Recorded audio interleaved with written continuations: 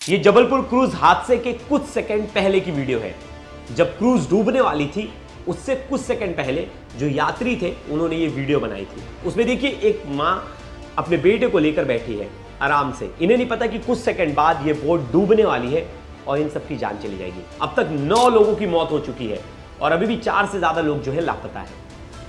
ये पहली वीडियो थी और साफ साफ दिशा निर्देश है कि बिना सेफ्टी जैकेट के आप ट्रैवल नहीं कर सकते, आप नहीं घूम सकते। और ये दूसरी तस्वीर देखिए, ये दूसरी तस्वीर उस वक्त की है जब ये नाव डूबने लगी थी, जब ये क्रूज शिप डूबने लगी थी, तब लोगों को लाइफ जैकेट बांटा जा रहा था। लाइफ जैकेट बांटा जा रहा था, उसके साथ साथ वीडियो भी बनाई जा रही थी। ये तस्वीर है, दोनों तस्वीर देखिए। पहली तस्वीर इसमें देखिए कैसे आराम से लोग जो है हंस खेल रहे, वीडियो बना रहे। सेम ऐसा ही सिचुएशन मथुरा में था। मथुरा वाले केस में भी आराम से लोग बैठे थे, भजन कीर्तन कर रहे थे, वीडियो बना रहे थे। लोगों को नहीं पता था क्या कुछ होने वाला है, लेकिन यहाँ एक शख्स ने नोटिस किया था तेज हवाओं को। उसने वहाँ के जो कैप्टन है शिप के, क्रूज के, उन्हें बताया था कि तेज हवाएं चल रही, आप वापस से किनारे की तरफ ले जाओ। लेकिन कैप्टन ने उसकी बात को नजरअंदाज कर दिया, जिसके बाद तेज हवाएं आई और शिप डगमगा गई। जैसे ही पानी में डूबने वाली थी, लोगों ने चिल्लाना, शोर मचाना शुरू कर दिया। तब इन्होंने लाइफ जैकेट जो पैक था उसे खोलकर एक एक लोगों को बांटने लगे। एक बार ये पूरी तस्वीर देखिए, दोबारा एक बार तस्वीर देखिए।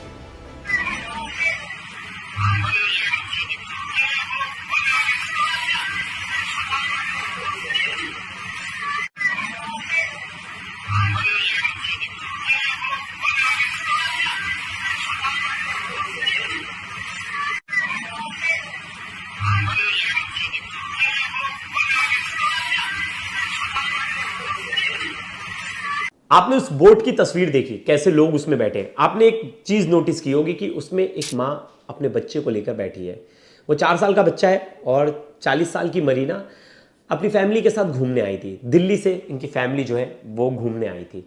अब इन्हें लाइफ जैकेट दिया जा रहा था, तो लाइफ जैकेट जब इस माँ ने, मरीना ने पहना, तो उसमें अपने बच्चे को भी घुसा लिया कि बच्चा बच जाए, और दोनों की मौत हो जाती, दोनों डूब जाते हैं।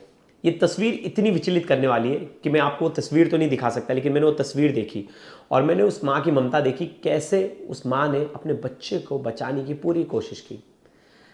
माँ के सीने से लिपटा रहा और बाकायदा जब शिप डूब रही थी तो शिप के साथ माँ बेटे दोनों डूब गए। अब ये फ़ोटो हर जगह वायरल है और हर कोई ये फ़ोटो देखकर ये कह रहा है कि ये सिस्टम की लापरवाही है, सही से प्रोटोकॉल्स का फॉलो नहीं किया गया। ये नेचुरल डिजास्टर नहीं है कि ये प्राकृतिक आपदा है ना, ये सरासर चूक है। और चूक किसकी है? जो क्रूज मालिक है उसकी कंपनी की है, उसकी भी जिम्मेदारी बनती है। जिसके पास ये डिपार्टमेंट है, वहाँ सिक्योरिटी लैप्स हो रहा है, प्रोटोकॉल्स का लैप्स हो रहा है, उनकी जिम्मेदारी है।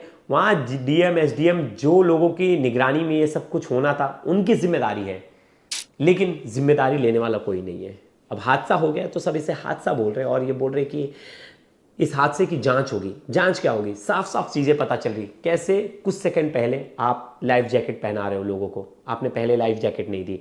और एक और चीज़ थी कि कुछ लोग जो है वो कह रहे हैं कि हमने बताया था कि तेज़ हवा चल रही है, आप बोट साइड पर ले लीजिए, लेकिन कैप्टन ने हमारी सुनी नहीं। यहाँ तक कि जो रिपोर्ट्स हैं, यानी जो वेदर रिपोर्ट्स हैं, उनको भी जो है दरकिनार कर दिया गया। और मेट्रोलॉजिकल का जो डाटा बताता है कि विंड स्पीड 60 से 70 किलोमीटर पर आवर की स्पीड से चल रही थी। ऐसे में जब इतनी स्पीड में तेज हवा चल रही थी, तो आपको क्या इसका पहले से अंदाजा नहीं था? क्या आपको इसकी इंफॉर्मेशन नहीं थी? क्या आपने उस इंफॉर्मेशन को नजरअंदाज किया? ऐसी कंपनी के खिलाफ स्ट्रिक्ट एक्शन अभी तक क्यों नहीं लिया गया? अभी तक जांच ही हो रही है।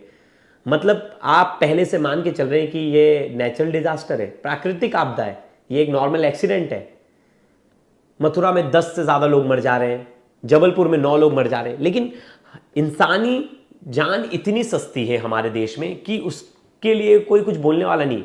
एक धनराशि बाद में दे दी जाती है कि जो लोग मृत हो, जिनके घर में मृत लोग हैं, जो लोग इस हादसे में अपनी जान गंवा बैठे, उन लोगों को कुछ पैसे दे दिए जाएं। लेकिन क्या उनकी कमी वो पैसा पूरा कर सकता है? नहीं।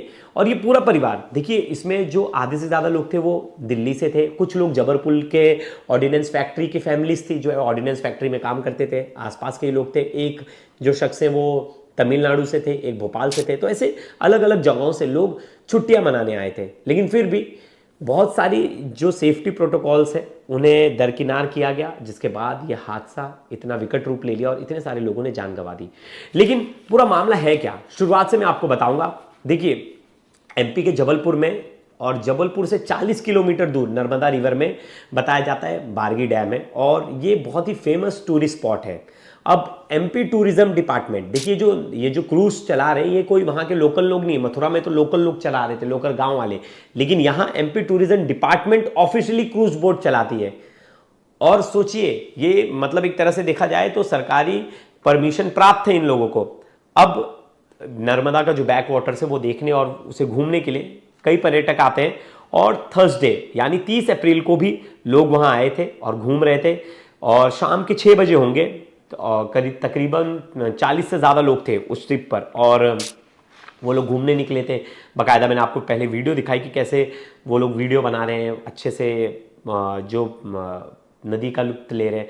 और इसके साथ एक कैप्टन थे, 2 क्रू मेंबर थे, और ये लोग जो थे वो पूरे 40 से ज़्यादा लोगों को संभाल कर लेकर जा रहे थे। अब कई रिपोर्ट्स में ये भी दावा किया जा रहा है कि ओवरलोडेड था, लेकिन अभी तक इसकी कोई पुष्टि नहीं हुई है। जब तक हमारे पास कोई ऐसी करेक्ट इन्फॉर्मेशन नहीं आएगी तब तक मैं उस पर मोहर नहीं लगाऊंगा, आपको बताऊंगा नहीं। लेकिन फिर भी जो बाकी रिपोर्ट्स है मैंने उसका जिक्र किया। अब सुबह से शाम तक जो वेदर था वो नॉर्मल था, मौसम बहुत ही नॉर्मल था, लेकिन शाम के 6 बजे मौसम अचानक बदल गया, ऐसा लोगों का भी कहना है और डिपार्टमेंट का भी कहना है। अचानक से मौसम बदल गया। मेट्रोलॉजिकल डिपार्टमेंट का कहना है कि उनके डाटा के हिसाब से जो विंड स्पीड थी, मतलब जो हवा की रफ्तार थी, वो 60 से 70 किलोमीटर प्रति घंटे की तेजी से बह रही थी। अब ऐसे में तेज हवा और एक तरह से पानी में मोशन आ गया, और पानी में मोशन आया तो जो क्रूज था वो अपना संतुलन खो बैठा, और ऐसे में क्रूज अचानक में पूरा डगमगा गया और वो पानी में उल्टा हो गया। और डूबने से पहले की भी तस्वीर मैंने आपको दिखाई, और डूबते वक्त की तस्वीर दिखा रहा हूं। डूब रहे थे, और डूबने से कुछ सेकंड पहले, देखिए ज़्यादा टाइम नहीं होता जब ऐसा कोई भी हादसा होता तो उसमें 1 से 2 मिनट का समय होता, और ऐसा ही कुछ था। जब डूबने से पहले इन्होंने लोगों को लाइफ जैकेट बांधी, लेकिन जब तक लाइफ जैकेट बांटी गई तब तक बहुत देर हो गया था, और लोग जो है पानी में डूब गए थे। और अब तक जो पैसेंजर्स हैं उनमें बताया जा रहा है कि 9 लोगों की अब तक मौत हो चुकी है, 4 लोग अभी भी जो है वो गायब हैं। और ये नदी के एकदम बीचों बीच हुआ है, और खमरिया आइसलैंड बताया जाता है, खमरिया आइसलैंड के पास ये सब कुछ हुआ है। और तभी भी हवा बहुत तेज चल रही थी। फिर रात को रेस्क्यू ऑपरेशन शुरू हुआ, आसपास के लोग आ गए, और वहाँ जो लोकल लोग थे वो आ गए, एसडीआरएफ की टीम आ गई, और रात भर जो है 30 अप्रैल की रात को पूरी रात जो है रेस्क्यू ऑपरेशन चला। रेस्क्यू ऑपरेशन के बाद 22 से 28 लोगों की जान बचाई गई, और फ्राइडे की सुबह यानी 1 मई को जब आंकड़े निकले तो पता चला कि 9 लोगों की मौत हुई है। अब सबसे बड़ा एलिगेशन क्या है कि लाइफ जैकेट पहले से नहीं बांटे गए। दूसरा कि कैप्टन को बताया गया कि तेज हवा चल रही है, आप किनारे पर ले चलिए, लेकिन कैप्टन ने इनके बातों को नजरअंदाज किया। शिप का मेंटेनेंस नहीं हुआ, ऐसी बात भी सामने आ रही है। बताया जा रहा है कि प्रॉपर मेंटेन नहीं था शिप में खामियां थी, और बताया जा रहा है कि जो मेट्रोलॉजिकल डिपार्टमेंट की तरफ से चेतावनी आती उसको नजरअंदाज किया गया। अब इन सब कारणों पर जो है जांच बैठ गई है, और खुद सीएम ने इसमें जांच के आदेश दे दिए। लेकिन सवाल एक है, दिल्ली से एक पूरा परिवार आता है, मरीना मसीहा, जो जिन माँ की तस्वीर वायरल है, मधुर मसीहा, प्रदीप कुमार, फिर जबलपुर से 9 लोग थे, भोपाल से 1 थे, शामीम नकवी, तमिलनाडु से 1 थे। इन लोगों का क्या कसूर है? ये तो आराम से घूमने आए थे। और मरीना के घर वालों ने कैमरे पर क्या कुछ बताई, पर वो भी सुनते हैं, सुनिए। बाद में सब लोग मिसिंग थे, सिस्टर का पता नहीं था कहाँ है वो। हम वेट कर रहे थे कि शायद बच जाएंगी। जो नौका थी वो फ्लोट कर रही थी, हमें ये नहीं पता था कि वो बेचारी उसी के अंदर है। हमने सोचा कि शायद जो उन्होंने जैकेट पहनी थी, और जहान को भी उसी के अंदर कर रखा था, जो छोटा बेटा था, हो सकता है कि वो कहीं बह के कहीं इधर आसपास गए हों, लेकिन उसके अंदर देखा नहीं, किसी ने ढूंढा नहीं। और सुबह जाके जब टीम आई है तब जाके उन्होंने वहाँ देखा है, तो वो बेचारे उसी के अंदर थे, बोट के अंदर फंस गए थे। अगर टाइम रहते वहाँ पे पहुँच जाते, जैसे शाम का टाइम था, जो जब हम वीडियो में भी देख रहे थे कि बोट जो है फ्लोट कर रही थी, उस टाइम जाके उसमें देखते तो शायद वो उसमें मिलते, और लोग भी मिल पाते उसमें। यानी लापरवाही तो है आप? सर लापरवाही बिल्कुल है। और जब ये हादसा हुआ उस टाइम जो वहाँ के गाँव वाले जो लोग थे उन्होंने ही सारा रस्सी फेंक के बचाया। प्रशासन की तरफ से बहुत ही लेट कोई बचाव की नौका वगैरह कुछ नहीं की? बचाव की नौका एक बोट आई थी वहाँ पे। मैं वहाँ पे नहीं था, मैं नहीं कह सकता कैसे आई वहाँ पे, कि जो घूम रहे थे वही थे कि कोई और आया था वहाँ पे। लेकिन उस टाइम जिन्होंने बचाया वो आसपास वाले ही थे, गांव वाले लोकल जो थे उन्होंने ही बचाया। प्रशासन की तरफ से कोई भी बहुत देर में कार्रवाई हुई है, सारी जितनी भी हुई है। जैसे लोकल लोगों ने फुर्ती दिखा के उनको बचाने का प्रयास किया। अगर वो एनडीआरएफ की टीम जो बचाव दल है वो अगर पहले आ जाता समय से, जिस समय थोड़ा रोशनी भी उजाला भी था, तो शायद बहुत सारे लोगों की जान बचाई जा सकती थी। ये मरीना के घर वाले थे और बहुत सारे चश्मदीद थे जो शिप पर थे, और जो बाकी लोग जो हैं, जो उनके घर वाले हैं, वो भी आरोप लगा रहे हैं कि कैप्टन ने कहीं ना कहीं बात नहीं सुनी और सेफ्टी मेजर्स का ध्यान नहीं दिया गया। एक बार उन्हें भी सुनते हैं। कुछ भी नहीं दिया था, सेफ्टी भी कुछ भी नहीं थी। जब वो डूब रहे थे, जहाज पलट गया था, तब मेरे ब्रदर इन लो ने लाइफ जैकेट लेके फेंक के दिए कि आप ये लो बचो। मेरी सिस्टर इन लो थी, उनका 4 साल का बेटा था, उसमें ही उसको फंसाया था सेट करने के लिए कि बचो किसी तरह से। उस क्रूज वाले ने सिर्फ पैसे के लिए उसको नहीं सुनी किसी की। गांव वालों ने बोला था कि तूफान आने वाला है, मत चलाओ इसको आगे, बीच में मत लेके जाओ, लेकिन उन्होंने नहीं सुनी, किसी की नहीं सुनी। सब कुछ खत्म हो गया। मेरे परिवार से 3 लोग जा चुके हैं। मेरी मम्मी चली गई, मेरी ननद चली गई, 4 साल का बेटा चला गया। वो बहुत ज़ोर से चिल्लाने लगी। 5:30 से 6 बजे का टाइम होगा। तो मैंने पूछा क्या हो गया। उनका फ़ोन आया, वो ऐसे बोल रही है कि मुझे बचा लो, प्रेयर करो मेरे लिए, और शिप डूब रहा है। कह रहा बेटा मम्मी तो नहीं है, चली गई मम्मी। नहीं बचाया। लापरवाही बिल्कुल है। और जब ये हादसा हुआ उस टाइम जो वहाँ के गांव वाले जो लोग थे उन्होंने ही सारा रस्सी फेंक फेंक के बचाया। प्रशासन की तरफ से बहुत ही लेट। इस वक्त हम लोग दिल्ली के मायापुरी इलाके में मौजूद हैं। यहाँ पर हम उसी फैमिली के पास पहुँचे हैं जो तस्वीर, जो माँ बेटे की तस्वीर आप देख रहे हैं, उन्हीं के परिवार में हम पहुँचे हैं। हम बात करते हैं। क्या नाम है आपका? कुलदीप नाम है। कुलदीप जी, जो माँ और बेटे की तस्वीर, वो आपकी क्या लगती हैं? वो मेरी दीदी लगते हैं, मेरी सिस्टर की वो नंद है, सिस्टर इन लॉ है वो। तो वो लोग कब गए थे मध्य प्रदेश, किस काम से गए थे? वो वेडनेसडे गए थे। जो हमारे जीजा जी हैं, उनके बड़े ब्रदर ने वहाँ पर घर बनाया था, तो उसके इनाग्रेशन में गए हुए थे वो। अभी बुधवार को ही? अभी बुधवार को ही जी। तो कल शाम को वो फिर वहाँ से अपना प्रोग्राम ख़त्म करने के बाद थोड़ा डैम की तरफ चले गए थे। तो वहाँ पर जब क्रूज़ पर वो गए तो शाम को 5:30-6 बजे करीब तूफ़ान आया वहाँ पर, जिसकी वजह से यह हादसा हो गया। कितने लोग आपके परिवार के उस क्रूज़ पर थे? 6 लोग हमारे परिवार से थे, जिनमें से 3 को रेस्क्यू कर लिया और 3 का डेथ हो गया। जो 3 लोगों की डेथ हुई, एक तो वो जो आपकी बहन, जी, उनका बेटा कितना बड़ा, क्या नाम था बहन का आपके? सिस्टर का नाम था मैरिना और उनका बेटा था जहान, जो 4 साल का था। और 3 शख्स? हाँ, और मम्मी थे जो मेरी सिस्टर की सास हैं, जिनका 60 से 62 साल का एज था। मधुर नाम उनका नाम है। तो अचानक से जैसे ये लोग जब प्लान गए तो वापस कब आने का टिकट था उनका? वापस था अभी कल शनिवार में वापसी था उनका। थी? अच्छा, कल की वापसी थी। और कल जब प्रोग्राम खत्म हुआ तो उसके बाद वो लोग घूमने के लिए गए थे। बात हुई थी किसी से आप लोगों की वहाँ पर मैरीना से? जी जी। मेरी वाइफ से बात हुई थी। जब शिप डूबा नहीं था उस टाइम, मेरे ख्याल से 5:30-6 बजे का टाइम था। तो वो वीडियो दिखा रहे थे पूरा और बहुत अच्छा लग रहा था, एंजॉय कर रहे थे सारे, गाना चल रहा था। मरीना जी से बात हो रही थी? हाँ, मरीना। वो आपकी क्या लगेंगे? मेरी जो वाइफ है उनकी बहन है, बड़ी बहन है। तो बहुत अच्छा था माहौल वहाँ पे। और इतने में मैं अपने बेटे को ट्यूशन छोड़ने गया 5 बजे, और मैं आया हूँ वहाँ से 5:30 बजे करीब आया हूँ। तो वो बहुत ज़ोर से चिल्लाने लगी। 5:30 से 6 बजे का टाइम होगा। तो मैंने पूछा क्या हो गया। उनका फ़ोन आया, वो ऐसे बोल रही है कि मुझे बचा लो, प्रेयर करो मेरे लिए, और शिप डूब रहा है, पानी आ गया है, पता नहीं कैसे आ गया उसके अंदर। तो बस इतना बोला। फिर उसके बाद फ़ोन कल कर रहे हैं तो कॉल नहीं जा रही है, फ़ोन बिल्कुल बंद हो गया। जी। उसके बाद हाँ, उसके बाद बात नहीं हुई। उसके बाद थोड़ी देर के बाद फिर हमने कोशिश करी, मेरे पास कॉल आया डैडी का मेरे पास, और कोई शायद नौका वाला था जिसने निकाला था। उसने बताया कि आपसे बात करना चाह रहे हैं। मैंने बात करी और बात करने के बाद मैंने पूछा मम्मी, कह रहा बेटा मम्मी तो नहीं है, अब चली गई मम्मी। तुम्हें नहीं बचाया जा बाद में सब लोग मिसिंग थे, सिस्टर का पता नहीं था कहाँ है वो। हम वेट कर रहे थे कि शायद बच जाएंगी। जो नौका थी वो फ्लोट कर रही थी, हमें ये नहीं पता था कि वो बेचारी उसी के अंदर है। हमने सोचा कि शायद जो उन्होंने जैकेट पहनी थी और जहान को भी उसी के अंदर कर रखा था, जो छोटा बेटा था, हो सकता है कि वो कहीं बह के कहीं इधर आसपास गए हों, लेकिन उसके अंदर देखा नहीं, किसी ने ढूंढा नहीं।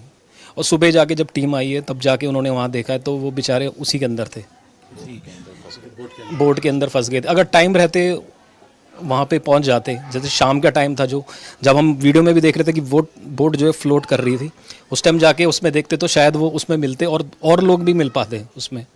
यानी लापरवाही तो है आप। सर लापरवाही बिल्कुल है। और जब ये हादसा हुआ उस टाइम जो वहाँ के गांव वाले जो लोग थे उन्होंने ही सारा रस्सी फेंक के बचाया। प्रशासन की तरफ से बहुत ही लेट, कोई बचाव की नौका वगैरह कुछ नहीं की। बचाव की नौका एक बोट आई थी वहाँ पे। मैं वहाँ पे नहीं था, मैं नहीं कह सकता कैसे आई वहाँ पे, कि जो घूम रहे थे वही थे कि कोई और आया था वहाँ पे। लेकिन उस टाइम जिन्होंने बचाया वो आसपास वाले ही थे, गांव वाले लोकल जो थे उन्होंने ही बचाया। प्रशासन की तरफ से कोई भी बहुत देर में कार्रवाई हुई है, सारी जितनी भी हुई है। जो जैसे लोकल लोगों ने फुर्ती दिखा के उनको बचाने का प्रयास किया, अगर वो एनडीआरएफ की टीम जो बचाव दल है वो अगर पहले आ जाता समय से, जिस समय थोड़ा रोशनी भी उजाला भी था, तो शायद बहुत सारे लोगों की जान बचाई जा सकती थी, क्योंकि तब तक तो जो बोट थी वो दिख रही थी पानी के ऊपर। और उसको जाने से पहले उस क्रूज को बोला भी कहता कि आपका मौसम खराब हो रहा है, प्लीज बैक कर लीजिए। ये किसने बोला? वो छोटी बेटी जो है जो बच गई है, उसने भी ये बात बताई है कि हमने बताया था लेकिन उन्होंने नहीं मानी, और वो अगर वो नहीं लेके जाते तो ये इंसिडेंट नहीं होता। लोग थे किनारे पे, वो भी बोल रहे थे कि भाई किनारे पे लगा लो उसको साइड में, मौसम आगे खराब है, लेकिन वो शायद उसने अपनी मनमानी करी, वो आगे को ले गया, शायद दूसरे किनारे पे ले जाना चाह रहा होगा वो। उसके बाद जब बोट गिर गई थी पानी में, तो वहाँ तो एक ड्राइवर और जो हेल्पर था उन्होंने कोई हेल्प नहीं करी। चिंटू भैया, प्रदीप भैया थे, उन्होंने वो नीचे की तरफ गए, वहाँ सेफ्टी जैकेट थी, उन्होंने और एक दो जनों ने और हेल्प करके जो और जा रहे थे, कूद रहे थे, उनके तरफ फेंकी, थ्रो करी, उन्होंने पहनी। और जितने भी लोग बचे हैं सेफ्टी जैकेट की वजह से, अगर वो नहीं होते तो शायद वो सेफ्टी जैकेट नहीं होती तो और ज़्यादा लोग जाते। तो आपकी कब बात हुई उनसे जिन्होंने कहा कि हमने बोला कि मौसम खराब? हमने वीडियोस देखे थे। वो खुद शिप पे थी? हाँ, वो जो नाम है उनका? सिया, जो लड़की जो थी 14 साल की उम्र थी, जो बेटी जो है वो फादर थे उनके, और उनके साथ जो बचा लिया गया उनको, उसने खुद बताया कि हम अंकल को बोल रहे थे कि प्लीज़ इसको वापस ले लो, मौसम ख़राब हो रहा है, फिर वो माने नहीं, लेकिन आगे लेके चले गए उसको, और ये इंसिडेंस हो गया। अगर उसी टाइम रहते ही अगर मौसम थोड़ा सा ख़राब है, अगर बैक कर लेते तो हो सकता है कि और भी थे शिप वाले, वो बता रहे कि वो लोगों ने भी वापस कर लिया, लेकिन वो लोग उन्होंने नहीं करा।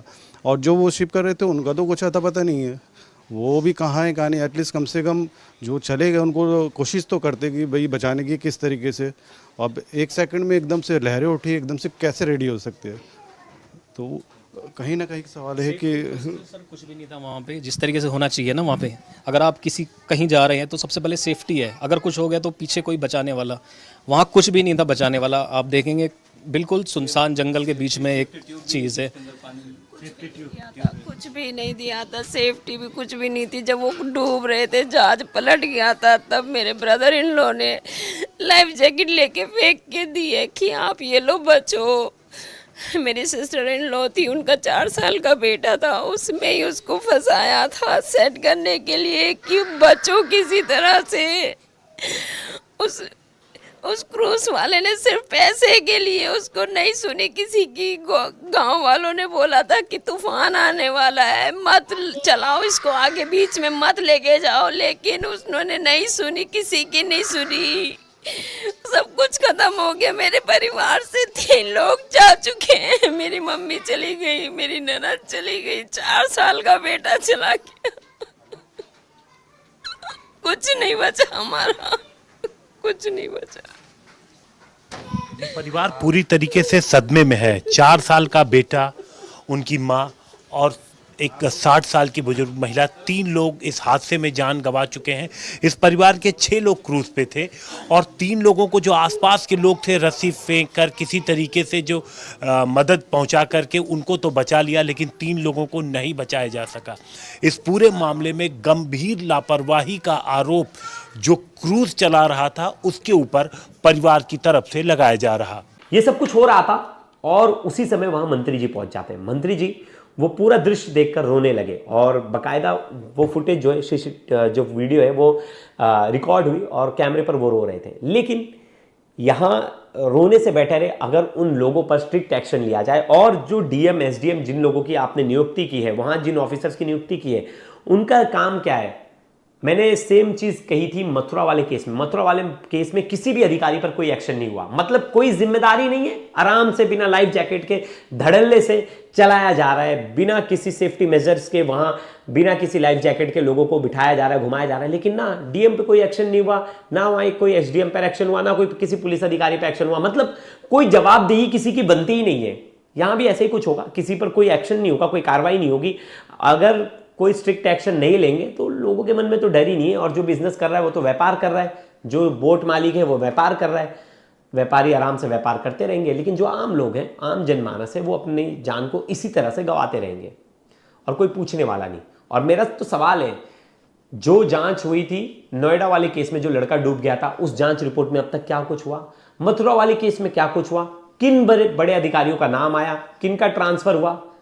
नोएडा वाले केस में तो आप सबको पता है डीएम का ट्रांसफर तो होगा नहीं, तो नोएडा अथॉरिटी के जो सीईओ है उनका ट्रांसफर हो गया, जिसके अंडर एसडीआरएफ एनडीआरएफ आता ही नहीं, उनका ट्रांसफर हो गया। चलो वो बात सही है, आगे जांच हो भी रही है, अब तक जांच रिपोर्ट भी नहीं आई है और जांच रिपोर्ट कहाँ गई उसके बारे में कोई खबर नहीं। दूसरा केस मथुरा का, वहां भी देख लीजिए, अभी तक किसी भी बड़े अधिकारी पर कोई एक्शन नहीं हुआ, क्योंकि जिम्मेदारी तो उन्हीं की बनती है। शहर में अगर कोई गलत काम हो रहा है, कोई चीज अनऑर्गेनाइज तरीके से हो रही है, तो जिम्मेदारी तो अधिकारी की बनती है।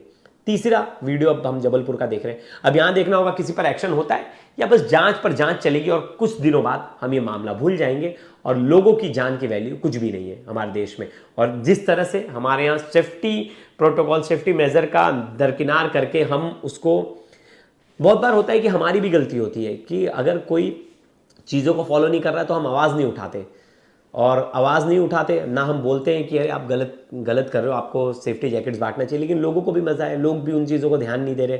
और मुझे इसीलिए लगता है कि कहीं ना कहीं मैं बहुत अब बचता हूँ भीड़ में जाने से, कि मुझे लगता है कि भाई सरकार हमारी जिम्मेदारी नहीं ले सकती, हमारी जिम्मेदारी हमें खुद लेनी है। तो भीड़ से बचूं, ऐसी जगह जाऊं कि जहाँ भीड़ ना हो, जहाँ ऐसे कोई हादसे होने के चांसेस बड़े कम हो। लेकिन हादसा कहीं भी हो सकता है, लेकिन हमारी सुरक्षा हमारे हाथ में। तो दोस्तों इस वीडियो पर आपकी क्या राय है जरूर बताइएगा, ढेर सारे कमेंट्स कीजिएगा। और इस तरह की लापरवाही अगर आपके एरिया में भी आपको नजर आ रही है तो कमेंट्स कीजिएगा, मैं उन सब मुद्दों को उठाऊंगा इस वीडियो में। तब तक के लिए धन्यवाद।